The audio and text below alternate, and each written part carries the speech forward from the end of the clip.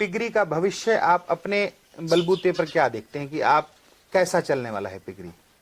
इस शेड को छोड़कर आपका कितना खर्चा आया? फ्लोरिंग पर आपका कितना फ्लोर, आपको जो पत्थर है क्या रेट पड़ा आपको? जो आपने अभी पिग फार्म किया उसका डायमेंशन क्या है? पिग फार्म का डायमेंशन मेरा 130 बाय 30। 130 बाय 30। अभी मैं सर से कुछ महीने पहले ही मिला, ट्रेनिंग लिया और अभी मैंने नया ही पिग फार्म स्टार्ट किया है अपना। अभी आप ये भी बता दीजिए कि आपने कितने पशुओं से शुरुआत की है?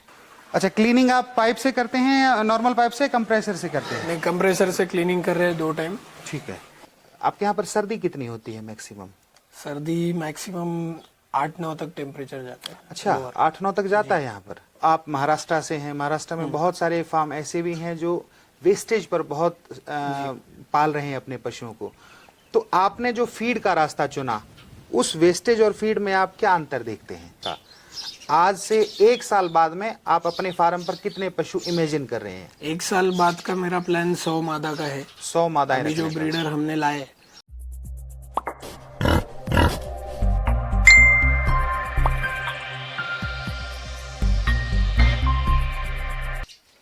नमस्कार दोस्तों, मैं सतीश अडवाणी स्वास्तिक पिग फार्म पर आप सभी का हार्दिक अभिनंदन करता हूं।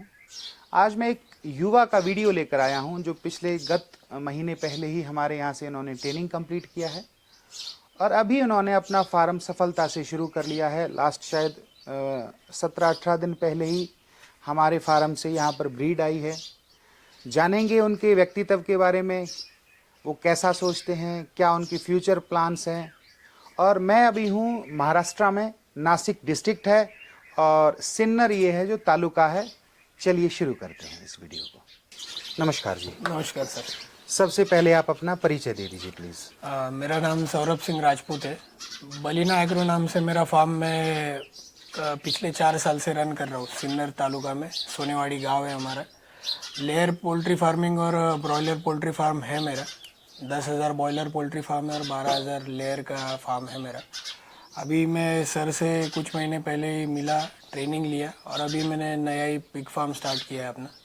और 17-18 दिन पहले ही सर से मुझे ब्रीड मिली है इधर और अभी सर ने वापस मेरे फार्म पे विज़िट भी किया है, तो आज वही बताएंगे सर।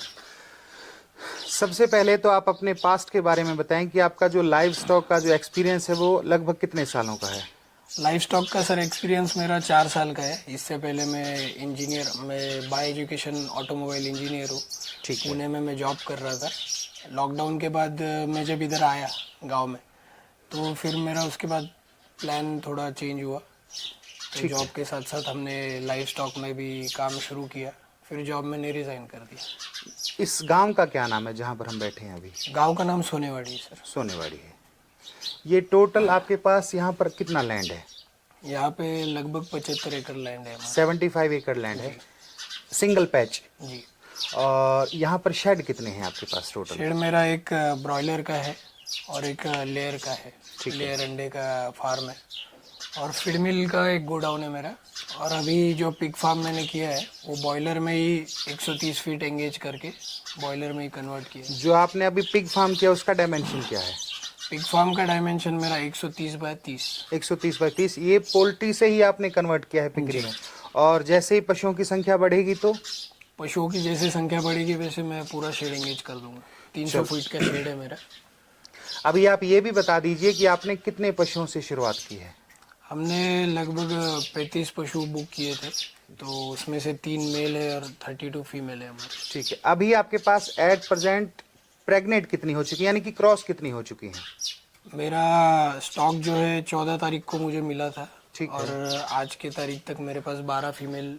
आज 5 तारीख हो चुकी है, यानी कि 14 महीना बता दीजिए प्लीज।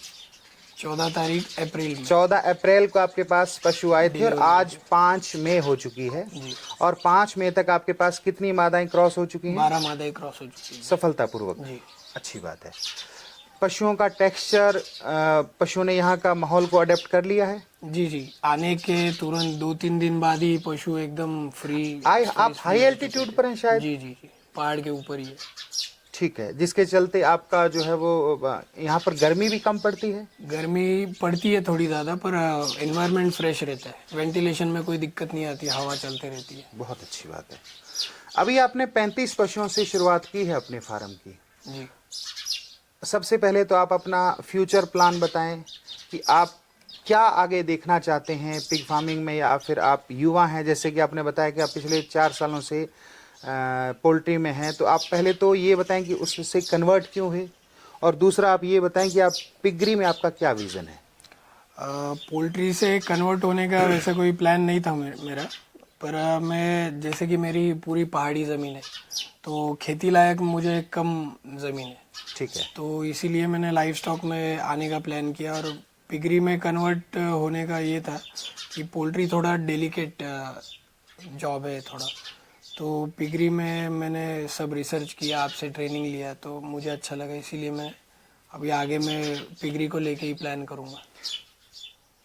पिगरी का भविष्य आप अपने बलबूते पर क्या देखते हैं कि आप कैसा चलने वाला है पिगरी?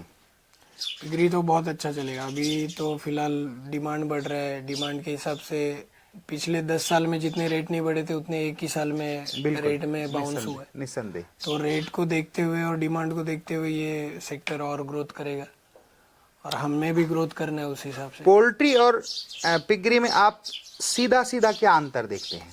मैं पालने की बात कर रहा हूँ, सेल को छोड़ दीजिए आप। पोल्ट्री थोड़ा डेलिकेट है, हर इन्वायरमेंट का सीधा सीधा इफेक्ट सीधा अपने स्टॉक पे पड़ता है, इन्वायरमेंट का इफेक्ट पड़ता है, फीड में कुछ ऊपर नीचे हो जाती है उसका पूरा पूरा इफेक्ट प्रोडक्शन पे पड़ता है, और मतलब हर माइनर चीज़ का ध्यान रखते हुए हमें पोल्ट्री करना पड़ती है। पक्षी है एक तो वो जी, और एक उसका इम्यून सिस्टम वीक है, काफी हल्का होता है, वो हमें टोटल मेडिसिन पे बैलेंस करना पड़ता है। ठीक उसका ग्रोथ से लेके उसका पूरा इम्यून सिस्टम टोटल हमें मेडिसिन पे ही बैलेंस करना पड़ता है। और पिग्स में आप कैसे देखते हैं? ये एक जानवर है बेसिकली। जी, बड़ा जानवर है, इम्यूनिटी बहुत स्ट्रांग है। बिल्कुल निस्संदेह। और हम अभी मैंने ज़्यादा दिन तो हुए नहीं चलाने को, 15-20 दिन हुए, पर मैं देख रहा हूँ कि पोल्ट्री में कुछ भी प्रॉब्लम आता है तो वो रिकवरी करने के लिए 5 से 6 दिन ले लेते हैं। उतने दिन का मेडिसिन का पूरा कोर्स हमें अच्छे से करना पड़ता है। पर पिगरी में जैसे उनको कुछ प्रॉब्लम आ रही है, कुछ मोच आ गई पैर में, या फिर आपके पास एक लूज मोशन होता है एक मादा को, और एक पैर में मोच आ गई थी, तो मोच वाली तो मेरी 2 दिन में रिकवर हो गई। लूज मोशन वाली को थोड़ा टाइम लगा क्योंकि इन्वायरमेंट भी चेंज हुआ, फीड भी चेंज हो चुका था, पर वो भी एकदम रिकवर हो गई। अभी आपने अब से पहले 12 मादाएं क्रॉस करवा ली हैं जी। तो आप क्या मानते हैं कि आपकी सारी की सारी 32 मादाएं हैं वो कब तक क्रॉस, क्या महीने भर में आप टोटल मादाएं क्रॉस करवा लेंगे? आज से महीने बाद में? जी, ठीक है, अच्छी बात है। अब ये बताएं कि आपका वीडियो बहुत सारी युवा देख रहे हैं और बहुत सारे लोग, आप अपने अगर आप बैकग्राउंड के बारे में बताना चाहें तो आप बता दीजिए। आपके पिताजी क्या काम करते हैं? हमारे पिताजी अभी मुंबई में पोस्टेड है, महाराष्ट्र पुलिस में है, क्लास 1 ऑफिसर है। और आपने फिर सरकारी नौकरी क्यों नहीं की? मैं वहीं पर आ रहा हूँ। सरकारी नौकरी का सर वैसे प्लान तो था हमारा, पर इंजीनियरिंग के बाद मैं बिजनेस में ही ज़्यादा फोकस कर रहा था, और ऑटोमोबाइल इंजीनियरिंग के बाद मुझे गाड़ियों में ही बिजनेस को आगे बढ़ाना था। पर लॉकडाउन की वजह से जो ऑटोमोबाइल सेक्टर कोलैप्स हुआ है और गांव की तरफ लोग भागे, तो मैंने इस जगह पे थोड़ा पोटेंशियल देखा, अगर हम इधर कुछ कर सकते तो ये खुद की जगह में। मैं आपकी बात को बड़ा करूं, दरअसल आज की डेट में हम लगभग 140 से 145 करोड़ की आबादी है हमारे भारतवर्ष में जी, और युवा का काउंट बहुत ज़्यादा है। तो आजकल के ज़्यादातर युवा सरकारी नौकरी की तरफ रुझान कर रहे हैं। सरकारी नौकरी बहुत अच्छी है, परंतु आपके पास सरकार के पास बहुत सीमित सीटें हैं। जी, उदाहरण के तौर पर अगर किसी जगह 1000 जो है वो लोग चाहिए होते हैं तो उसके लिए 10 लाख लोग उसको अप्लाई करते हैं। तो 1000 और 10 लाख में बहुत बड़ा गैप है। तो जितना मर्जी आप एफर्ट कर लो, आप चाहे जितने मर्जी पढ़ाई कर लो, जितने आप मर्जी अपने फिजिकल को मेंटेन कर लो, पर 10 लाख से 1000 आने में बहुत चीज़ें में आप आउट हो जाते। फिर लक भी चाहिए, इंटेलिजेंसी भी चाहिए। तो आत्मनिर्भर, ये जो आपने खुद को अपने स्टेबल किया है कि आप आत्मनिर्भर हुए हो, ये बहुत ज़रूरी चीज़ है। तो आप प्लीज़ हमारे जो युवा लोग हैं जो आपके वीडियो को देख रहे हैं, उनको आप अपना कोई संदेश देना चाहें तो प्लीज़ आप दीजिए। एक्चुअली सर अगर स्टेबल होना है तो सबसे पहले हमारे पास रिसोर्सेज क्या क्या अवेलेबल है वो हमें देखना पड़ेगा। या फिर वो खेती हो सकती है या फिर कुछ आपके पास खानदानी कैपिटल हो सकता है, बिल्कुल, बिल्कुल। खानदानी दुकानें हो सकती है। बिल्कुल बिल्कुल। तो जो भी रिसोर्स अपने पास है पहले उस पे स्टैंड करना सीख लीजिए, फिर उसके बाद होता रहेगा। अच्छी बात है, आत्मनिर्भर बनिए। जी सही है, अपने रिसोर्सेज को देखते हुए, और अगर नहीं है तो फिर आप उसको क्रिएट करने की कोशिश कीजिए। असंभव तो कुछ नहीं है इस दुनिया में। नहीं। अभी आपकी उम्र कितनी हो गई है? अभी मेरी उम्र 26 साल है। शादीशुदा हैं आप? नहीं। अच्छा, आप अभी तक आप शादीशुदा नहीं है। अभी आपके पास 32 मादाएं हैं। जी आज ऑलमोस्ट 5वां महीना चल रहा है 2025 का। आज से 1 साल बाद में आप अपने फार्म पर कितने पशु इमेजिन कर रहे हैं? 1 साल बाद का मेरा प्लान 100 मादा का है। 100 मादाएं अभी जो रखने का। ब्रीडर हमने लाए उसमें से सॉर्टिंग करके हम सीधा अभी 100 फीमेल का ग्रुप कर लेंगे ब्रीडर्स का। 100 फीमेल का मतलब है कि आपके पास राउंड फिगर 1800 से लेकर 2000 पशु होंगे। जी। तो आप उनको यहाँ पर मेंटेन कर पाएंगे? जी। आप तो उससे भी ज्यादा कर सकते हैं, लैंड का तो कोई इशू लैंड नहीं। का इशू नहीं है। ठीक है, अभी आप क्या मानते हैं कि जो पोर्क इंडस्ट्री है ये वर्ल्ड वाइड तो बहुत ज़्यादा ग्रो कर रही है, क्योंकि बहुत लोग इसको कंज्यूम करते हैं। वर्ल्ड वाइड में 2 कम्युनिटी हैं जो इसको कंज्यूम नहीं करती हैं, और बाकी सभी के सभी पूरा एशिया, पूरा एशिया का सबसे बड़ा हिस्सा चाइना, कंबोडिया, वियतनाम, जापान, फिर यूरोप, पूरा USA। यूरोप, पूरा यूएसए। तो आप क्या समझते हैं कि क्या फ्यूचर होने वाला है हमारे इंडिया में? विदेशों को छोड़ दीजिए आप। इंडिया में तो सर अभी मेरे छोटे भाई है प्रतीक सिंह, वो इंग्लैंड पढ़ने गए हैं अभी। जी। तो उधर इजीली अवेलेबल जो नॉनवेज मील है वो पोर्क ही है। तो जैसे हमारे युवा आईटी सेक्टर वाले हो या जो भी स्टूडेंट्स बाहर जा रहे हैं तो उन्हें वो खाने की आदत लग रही है। उधर अच्छी फैसिलिटी है, पोर्क में पैकेज फूड वगैरह एकदम इजीली अवेलेबल हो जाते हैं। तो वो जब यहाँ आ रहे तो यहाँ भी वो एक्सपेक्ट करते हैं कि कहीं तो अवेलेबल हो जाए। बिल्कुल बिल्कुल। और अच्छा, जी अच्छी क्वालिटी में, जो वो क्वालिटी मेंटेन करते हैं यूरोप में या यूएसए में, वही क्वालिटी का अगर इधर मिलने लग जाए तो फिर बहुत अच्छा फ्यूचर है। और अभी के तारीख में बहुत लोग माइग्रेट हो रहे हैं, बाहर जा रहे हैं, सीख रहे हैं, वापिस आ रहे हैं। आईटी सेक्टर पूरा 4-4, 5-5 साल के कॉन्ट्रैक्ट बेसिस पे जा रहे आ रहे, तो उन्हें आदत है वो खाने की। तो अगर इधर अवेलेबल होने लग जाए तो फिर उसका मार्केट बहुत तेजी से ग्रो करेगा। अभी आप इसके भोजन और इसके हाइजीन पर हम लोग आ जाते हैं।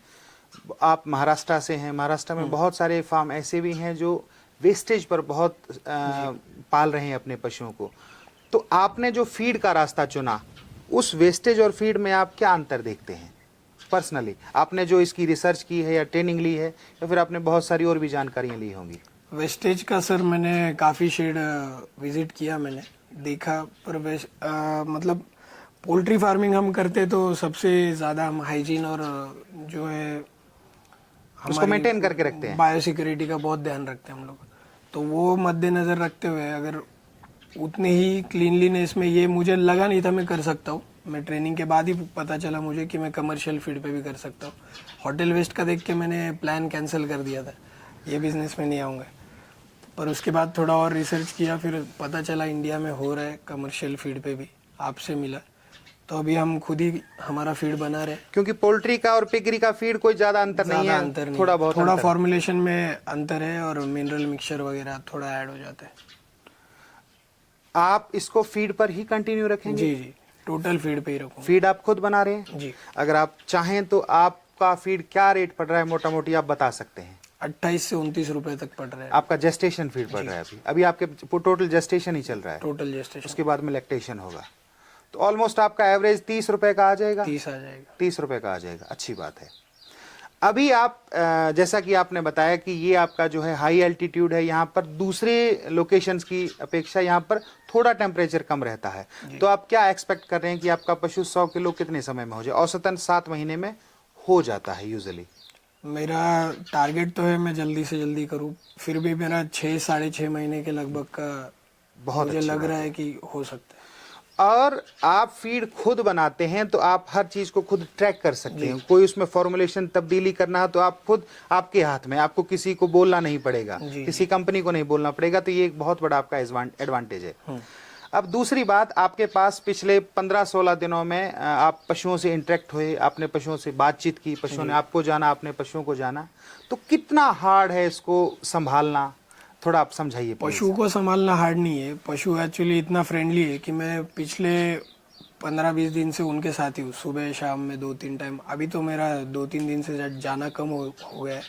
उससे पहले मैं हफ्ता भर तो उन्हीं के साथ था। तो वो एकदम फ्रेंडली, हम एकदम आदमी के, इंसान के जैसे पहचानने लग जाते हैं हमको।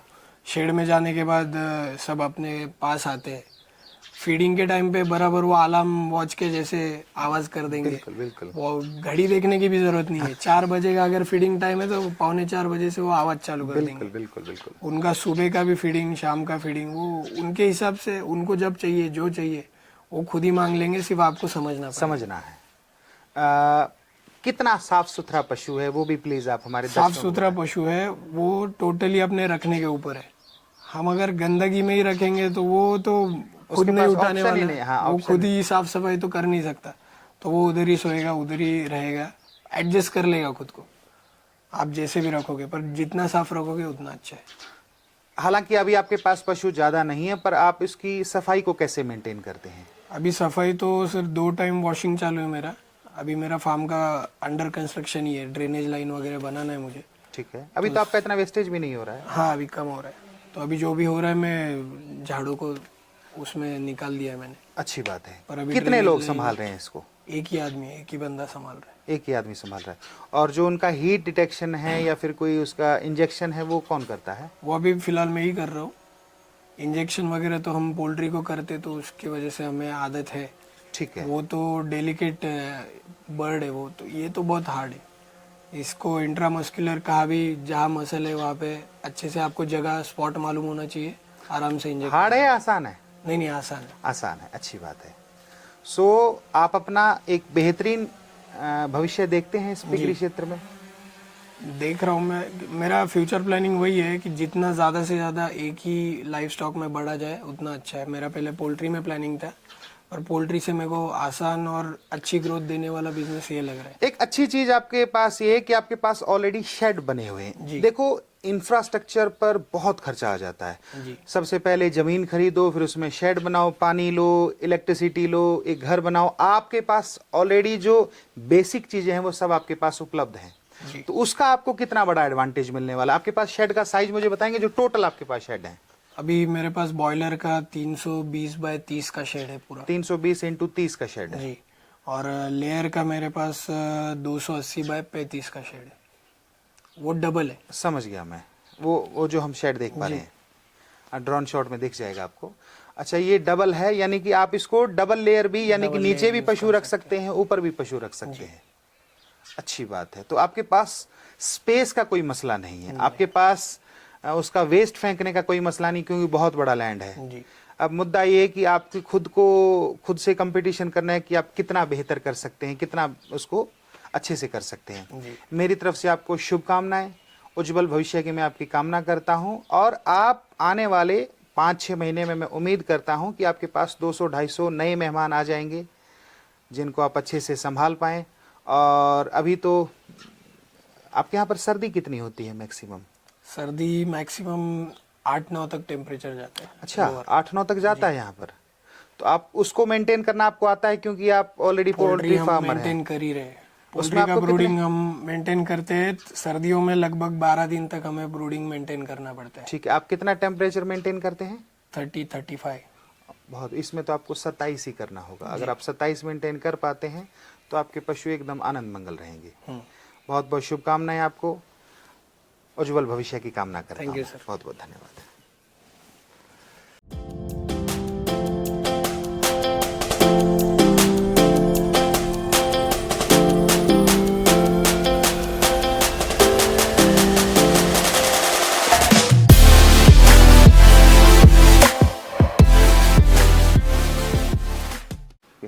अच्छा, जैसा कि मैं देख पा रहा हूं, आपने स्लोप इसका अच्छा रखा है, तो आपने कितने % स्लोप रखा है? इसमें लगभग पाँच इंच हर पेन के लिए स्लोप दिया है मैंने। ठीक है। आपने यहाँ की हाइट कितनी रखी है? इस वाले की 3.5 फीट रखी है। ठीक है। इसमें फाइटनर्स गिल्ट और मेल की हमने ज्यादा रखी है। मेल की आपने 5 4 फीट, अच्छा 5 फीट रखी है जी। अच्छा, इसमें आपने गैप कितना दिया है? इसमें लगभग हमारा पोल टू पोल 5 इंच है। हाँ, 4.5 से 5 इंच आउटर है। आउटर 6-6.5 इंच आ जाते हैं। ठीक है। यहाँ पर, यहाँ से लेकर यहाँ तक आपकी 5 इंच है और ये स्क्वायर पाइप है। जी। चलिए जी। और इस हर कैबिन का साइज 15x11 है 15-11 और इस हर कैबिन का साइज इसका 10-7 10x7। 10x7। ठीक है। अब ये बताओ कि आपका इस शेड को छोड़कर आपका कितना खर्चा आया? फ्लोरिंग पर आपका कितना, फ्लोर आपको जो पत्थर है क्या रेट पड़ा आपको? पत्थर हमें लगभग, हमने सीधा साउथ से यही माइन पे से ही गाड़ी मंगाई थी। ठीक है। ये पत्थर आप देख पा रहे हैं जी, शाहबादी साउथ से मिलता है ये। ठीक कोटा है राजस्थान का है, सेम ही है दिखने में। जी। ये थोड़ा चीप है कोटा से। अच्छा, ये क्या रेट पड़ा है आपको? ये लगभग हमें 2000 रुपये ब्रास, 1800 से 2000 के लगभग। मुझे आप स्क्वायर फीट में बताएंगे तो मैं बेहतर समझ पाऊंगा। 100 बाय 100 का एक ब्रास होता है। 100 feet into 100 feet? 100 feet into 100 feet का जितना टाइल उतने में बैठेगा वो 2000 1800 ये रेंज में आ जाता है। 100 फीट इंटू 100 फीट? जी। 10,000 स्क्वायर 100 फीट मतलब 10 बाय 10, सॉरी। ऐसा बोलो 100 स्क्वायर यार, फीट। ऐसा बोलो यार। अच्छा, 100 स्क्वायर फीट कितने रुपए का? 2000, 1800 से 2000 की रेंज में मिल जाता है। ठीक है। डिमांड सप्लाई के ऊपर, सीजन के ऊपर उनका रेट ऊपर नीचे होते रहते हैं। ठीक है। 10 बाय 10 का। अब आपका टोटल इस शेड को छोड़कर, क्योंकि आपने शेड ऑलरेडी बना रखा था, इस शेड को छोड़कर आपका टोटल कितना कंस्ट्रक्शन कॉस्ट आया है? आप इसका भी बता दीजिए, आप जो है वो फर्श है उसका भी बता दीजिए, आप वाटर निपल का सब इंक्लूड करके बताइए शेड को छोड़कर। लगभग 5.5 लाख तक। 5.5 लाख रुपए का आपका अंदर का खर्चा आ गया।